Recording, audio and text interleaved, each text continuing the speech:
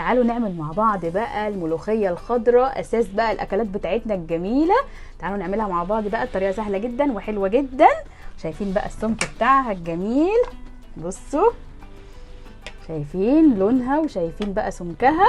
نتحكم بقى في سمكها بالشوربه، نزود الشوربه نقلل الشوربه زي ما احنا حابين. ودن القطه بقى مع شويه رز كده بابيض ولا رز بالشعريه، وتاكلوا بقى صوابعكم وراها. تعالوا نشوف مع بعض هنعملها ازاي. نجيب بقى حله على النار كده، هنحط فيها الشوربه، وهنجيب بقى شويه توم، ربع معلقه كده مثلا من التوم المفروم، وهنحطها على الشوربه.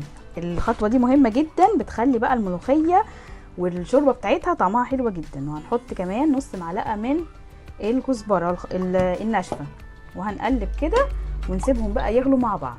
غليت بقى الشوربه معانا كده او سخنت جامد، هنبتدي ان احنا بقى نجيب ملوخيه. يا اما هنجيب ملوخيه بقى خضراء ونقطفها ونغسلها ونخرطها ونوصل للمرحله اللي احنا فيها دي، او ان احنا نجيب اكياس ملوخيه جاهزه. المهم ان احنا نوصل للمرحله دي ان هي متخرطه تمام. وهننزل بيها بقى على الشوربه كده بالشكل ده كده، وهنقلب بقى كده ونفكهم كده من بعض بالشكل ده بمعلقه او بشوكه. ابتدت بقى تغلي معانا، لازم نحط فيها بقى مكعب مرقه، مهما كنا عاملينها في شوربه حلوه بتديلها بقى طعم حلو جدا، وكمان نص معلقه من السكر. ونعملها كده بالشوكه او بالمعلقه علشان تتخلط معانا كويس قوي كده وتمتزج جوه الشوربه بالشكل ده كده. غلوتين كده ونطفي عليها. طبعا ما نغطيش، مش هنغطي على الملوخيه خالص.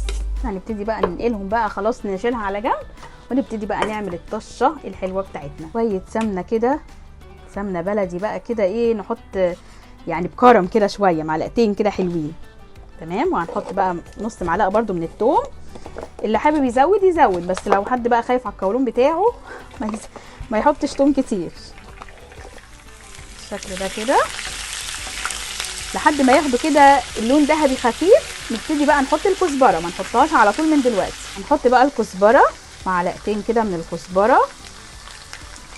ريحه بقى مش قادره اوصف لكم يا جماعه، طشه الملوخيه بقى مش قادره اوصف لكم، ريحتها تحفه.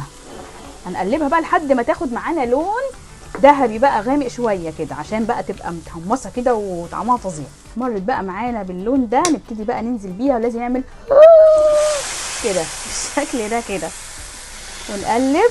نحط بقى، ناخد من هنا تاني، ننزل كل حاجه. شفتوا بقى شقه الملوخيه؟ نقلب بقى كده وما نغطيش عليها زي ما اتفقنا. عايزه اوريكم بقى ايه السمك بتاعها، شايفين؟ فظيعه، سمكها فظيع. نغرفها بقى مع بعض. نصب بقى الملوخيه الجميله بتاعتنا في الطاجن. بسم الله الرحمن الرحيم. هو ده الكلام. ده بقى شكلها النهائي زي ما انتم شايفين كده، بالهنا والشفا. بجد جربوها هتعجبكم جدا. شكرا ليكم، سلام عليكم.